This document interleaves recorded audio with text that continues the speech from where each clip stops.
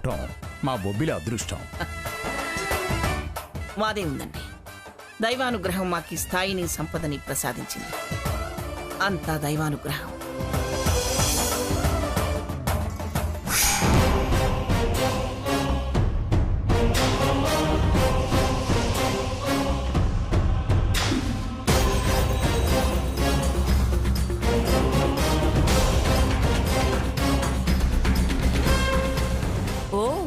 అప్పుడే దేవాలయానికి వచ్చేసావా? దైవ కార్యానికి ముందుండడం మా అలవాటు. ఆహా, కొత్త బిచ్చగాళ్ళు పొద్దెరగరంటే ఇదే మరి. మాకిరది అల్లుడాస్తి బిడ్డాస్తి తినే నువ్వే బిచ్చగత్తివి. పళ్ళు రాల్తాయి. భాగీరథి గారు, ఏమిటా మాటలు? వారెవరో తెలిసే మాట్లాడుతున్నారా? నాకు తెలియదులే. మీకు అంత బాగా తెలుసా ఎమ్మెల్యే గారు? నాకు బాగా తెలుసా తెలీదా అనేది పక్కన పెట్టండి. వారు మన ఊరికి ఈ సంవత్సరం సీతారామ కళ్యాణం జరపడానికి అతిథిగా వచ్చారు. ఏమిటి, సీతారామ కళ్యాణం జరిపించడానికా? అదెలా కుదురుతుంది?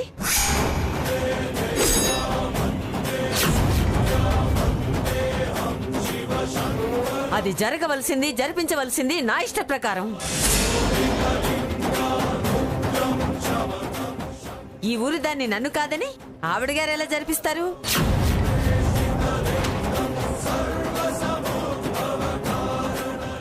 దేవుడి కార్యం జరిపించడానికి ఈ ఊరు ఆ ఊరు ఆ కులం ఈ కులం అని ఏమీ ఉండదు. ఏయ్,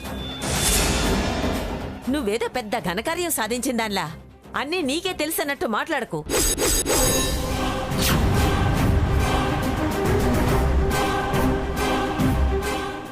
కొన్ని చోట్ల కొందరికి కొన్ని కొన్ని పద్ధతులు ఆనవాయితీలు ఉంటాయి.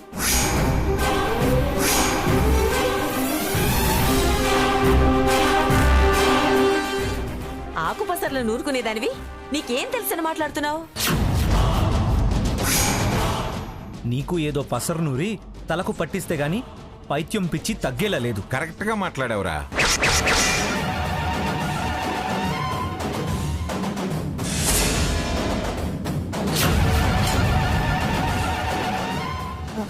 మేమెక్కడికి వెళ్తే అక్కడికి తయారై ఏంటి నీ గొడవ?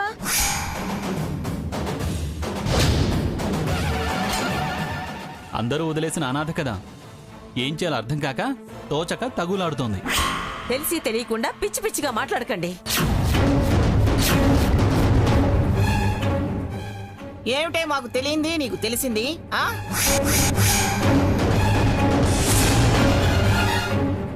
మేము కళ్యాణం చేయిస్తాను అంటే కాదు కుదరదు అనడానికి నువ్వెవరు? చూడు, ఈ దేవాలయం మా పూర్వీకులు కట్టించింది.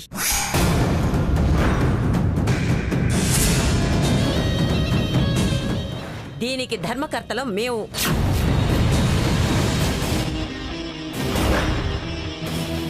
ప్రతి సంవత్సరం కళ్యాణానికి జంజాలు, తాళిబొట్లు, తలంబరాలు తెచ్చిచ్చేది మేము.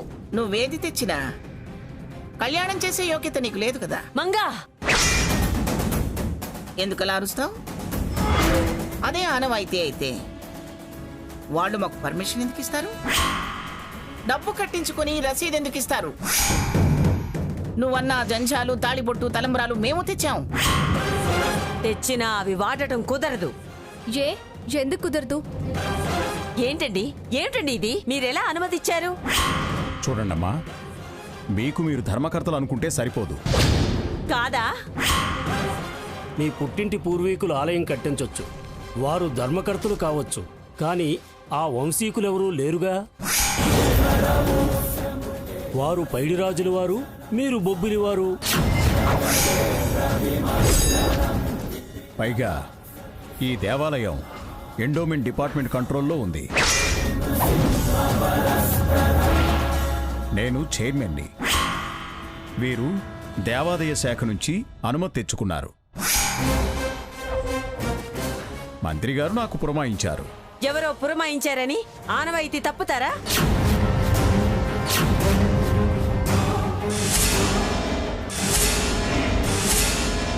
ఆనవాయితీ అనేం లేదమ్మా, మీకు మీరు అలా అనుకునే ఏటా తెస్తున్నారా?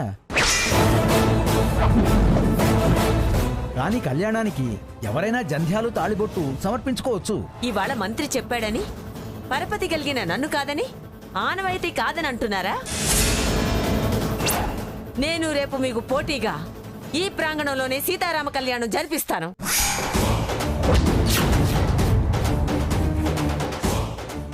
ఎవరాపుతారో చూస్తాను. జనం చేత చీకొట్టిస్తాను.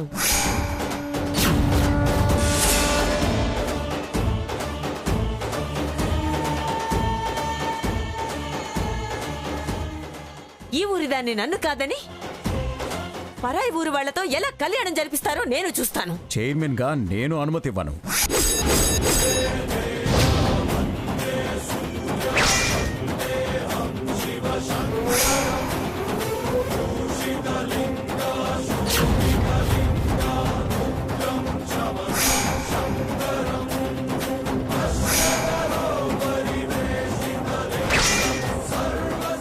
చాలా ఎక్కువగా మాట్లాడుతున్నావు. నేనెవరో మర్చిపోయినట్టున్నావు.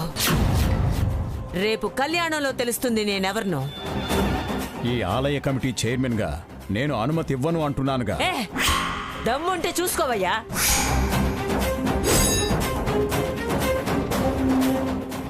చూడండి, కళ్యాణ ప్రాంగణంలో పైగా దైవ సన్నిధానంలో ఇలా తగులు పోట్లాటలు మంచిది కాదమ్మా.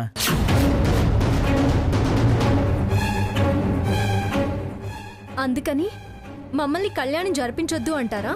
లేదమ్మా, ఏదో ఓ మధ్య మార్గంలో వెళ్ళడం మంచిది. మధ్య మార్గమా? ఏం చేయమంటారు? ఎట్టి పరిస్థితుల్లో మేము కళ్యాణం చేయాల్సిందే. మాకు గవర్నమెంట్ పర్మిషన్ ఇచ్చింది. ఊరు పుట్టిన దగ్గర నుంచి ఏ ఏడు రాని సమస్య ఇప్పుడు వచ్చింది కాబట్టి చెప్తున్నాను.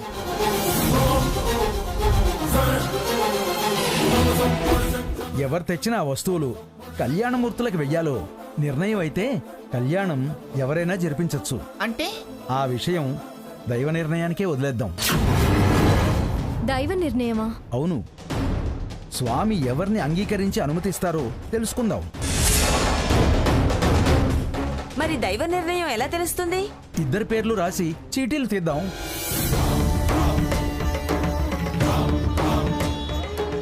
కళ్యాణ సమయంలో కార్పణ్యాలు ఉండకూడదు. అందుకని మంచి వాళ్లే కాదేముడు ఎప్పుడు మంచి చేస్తాడు అని నమ్మేవాళ్ళం మేము. స్వామివారు సాంప్రదాయాన్ని కొనసాగించాలనే కోరుకుంటారు. అయితే చీటీలు రాయని గుమస్తా గారు. నేను రాస్తాను. దొంగ ముఖం దానా, దొంగ బుద్ధున్న దానివి, నువ్వు రాయటం ఏమిటే? సీత, నువ్వు రాయమ్మా. సీత రాయడానికి నేను ఒప్పుకోను. అయితే నేను రాస్తా. ఎవ్వరూ వద్దు.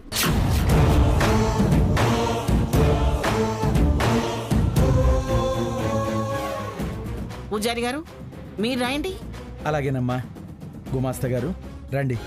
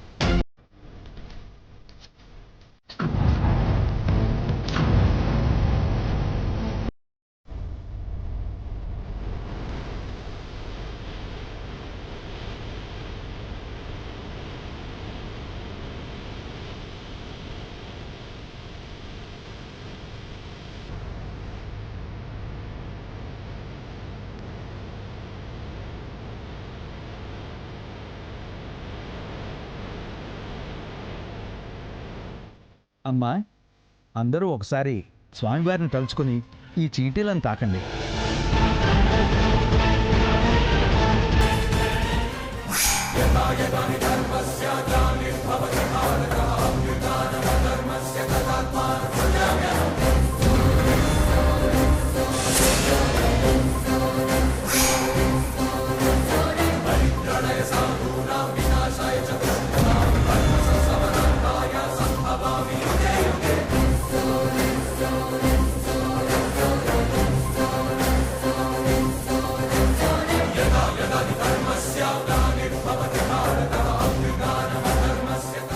సీత నువ్వు తీ.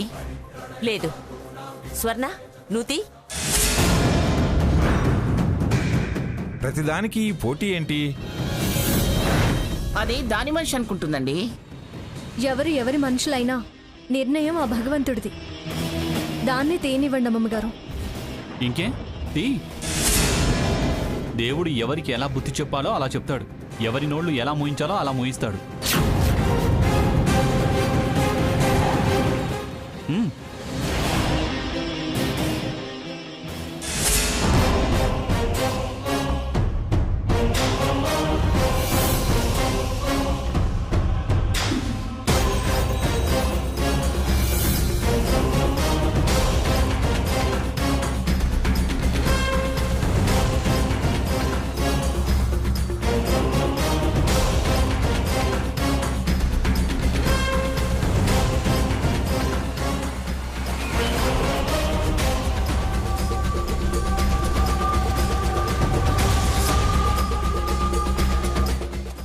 శ్రీమతి పిఠాపురం మంగమ్మ గారు.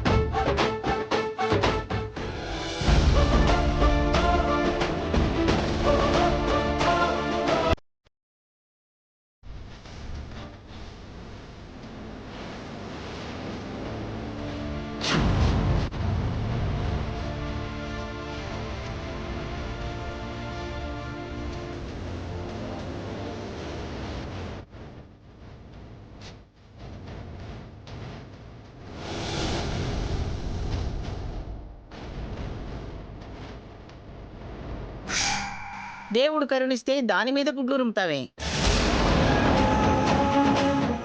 ఆనవాయితీ ఆచారం అని తెగ పలికావుగా. ఇప్పుడేమంటావు? నా మనవడన్నట్టు సరైన సమయంలో నీ నోరు బాగా మూయించాడు, చక్కగా బుద్ధి చెప్పాడు.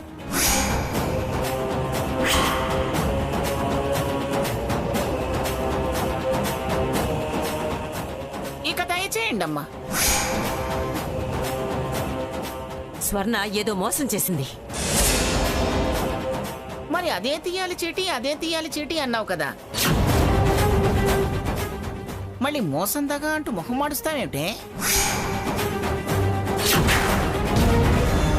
అది ఇదివరకట్లా నీ మాయలో లేదు, మా మనిషిలా మారింది.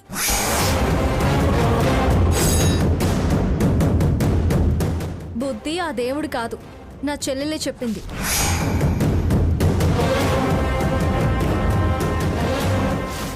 ఏంటేంటి పసరాకులు నూరుకునే దానివి అని అన్నావు కదా. వెళ్ళు, వెళ్ళి తీరిగ్గా కారాలు మిరియాలు నూరుకుంటూ కూర్చో. సీత అరవకు. అసలు నువ్వు ఎంటర్ అయ్యి కుదరదు అని అన్నప్పుడే నీ దుర్మార్గపు బుద్ధికి తగిన శాస్తి చేద్దామని అనుకున్నాను. కానీ ఇది గుడి అని ఆగాల్సి వచ్చింది. ఇప్పుడు ఆ దేవుడు మా పక్కే అని తెలిసింది కదా. ఎక్కువగా నోరు జారితే ఆలోచించడాలు క్షమించడాలు ఏమీ ఉండవు. ఏ కొడతావా? మీ ఊళ్ళో తన కొడితే మరీ అంత బాగుండదులేండి. మా నాన్నమ్మ అయితే బాగుంటుంది. గ్రానీ, ఆలస్యం ఎందుకు? ఆ సత్కార్యం ఏదో చేసి పంపించు. అమ్మా ఎందుకండి, అంతా ఎరుగున్న వాళ్ళమే. మనలో మనకి బేషిజాలు ఎందుకు చెప్పండి? చూస్తానయ్యా, ఎల్లకాలం పరిస్థితులు ఒకేలా ఉండవు. దానికి మాజీ అనిపించుకుంటున్నా నువ్వే సాక్ష్యం. అతనెందుకంటావు? అయినా ప్రతి సంవత్సరం చేసేదానివే కదా. ఈ ఒక్క సంవత్సరం మేం చేస్తే నీ అమ్మమ్మ బొడ్డు దగ్గర ముల్లేమైనా పోతుందా? నువ్వక్కడ నా పులిమేరలో భూమి పూజ ఎలా చేస్తావు అని నన్ను రెచ్చగొట్టి నీ ఊర్లో నేను కళ్యాణం చేస్తానని నేను శపథం చేసేలా తీసుకొచ్చావు. దేవుడు సహకరించాడు. బోడి బింకాలకు పోవడం ఇకనైనా మానే. ఏంటి, భూమి పూజ జరగనివ్వనన్నారా? అది మా ఊరు, నా మేనకోడలిచ్చిన స్థలం ఈవిడిగారు ఎవరు ఆపడానికి? నేను దగ్గరుండి జరిపిస్తా మంగమ్మ గారు. రేపు కళ్యాణం అవగానే నేనే దగ్గరుండి తీసుకెళ్తాను. విన్నారా? అది మీకు మీ ఊర్లో ఉన్న లెవెల్. మాది బొబ్బిలి, నేను బొబ్బిలి పులిని అంటూ తెగ చించుకున్నారు కదా. ఇక్కడికి వచ్చాక గానీ తెలియలేదు మీవి పిల్ల అరుపులు అని. ఇంకా ఎందుకు ఇక్కడ నిలబడ్డారు? దయచేయండి. అప్పుడే అయిపోయిందనుకోక సీత. కళ్యాణానికి ఇంకా 16 గంటల సమయం ఉంది. 16 గంటలు కాదు కదా, 24 గంటలున్నా మీరు మమ్మల్ని ఏమీ చేయలేరు. అమ్మా సీత, ఆవిడతో ఎందుకు మాట వదిలేయండి. పంతులు గారు, సరుకులు సరంజామా ఏం కావాలో చెప్పండి. నేను నా మనవళ్ళు ఆ పనిలో పడతాం. మా వాడు అదే పనిలో ఉన్నాడు. ఈ పాటికి రాసే ఉంటాడు. అయ్యా, లక్ష్మణ సీతా రామాంజనేయ విగ్రహాలు మర్చిపోయారు. అవే ముఖ్యం. ఈ రాత్రికే అవి మీ ఆలయ ప్రాంగణంలో పెట్టిస్తాను. శుభం. ఎమ్మెల్యే గారు, చాలా థ్యాంక్స్ అండి. అయ్యో, థ్యాంక్స్ దేనికండి? ఇది నా బాధ్యత. ఇదిగో, నా మనిషిని మీ వెంట తీసుకెళ్ళండి. కొత్త ఊరు కదా, కావలసినవన్నీ దగ్గరుండి ఏర్పాటు చేస్తాడు. అలాగే. భాగీరథి, ఒక్క నిమిషం. రేపు నా మనవళ్ళు మనవరాళ్ళు అమ్మవారి సన్నిధిలో శ్రీ సీతారాముల కళ్యాణం జరిపిస్తున్నారు కదా. ఎంత మాజీవైనా ఈ ఊళ్ళో పలుకుబడి పెత్తనం ఉన్న పెద్ద మనిషివి కదా. అందుకే నేను కూడా ఆహ్వానిస్తున్నాను. వచ్చి వీళ్ళని దీవించి స్వామివారి దీవెనలు, తీర్థప్రసాదాలు కూడా తీసుకెళ్ళు. భోజనాలు కూడా ఏర్పాటు చేశాను. తిని చేయి గడికి వెళ్ళు.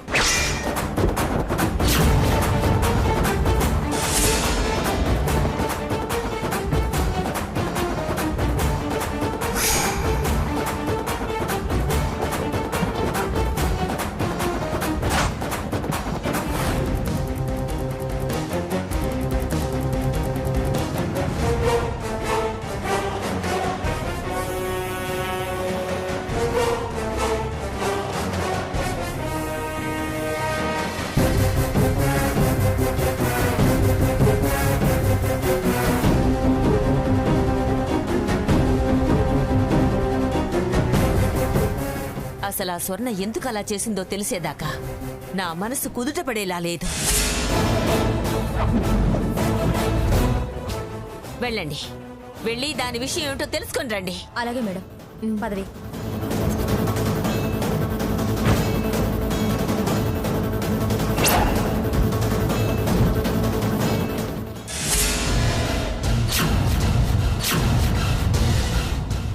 మన అదృష్టం బాగుండి అది ఒంటరిగా వెళ్తుంది. పద పద. స్వర్ణ ఆగవే.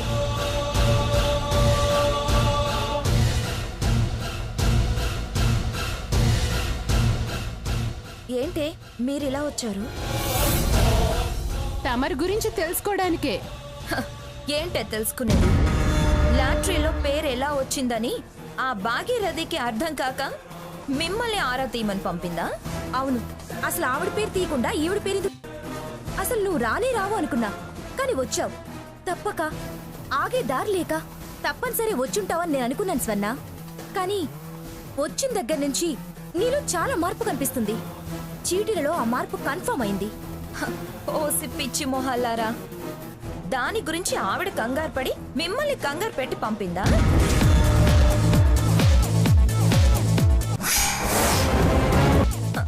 అసలు నేను మారానని ఎందుకు అనుకున్నారే? వాళ్లతో క్లోజ్ గా ఉన్నానా?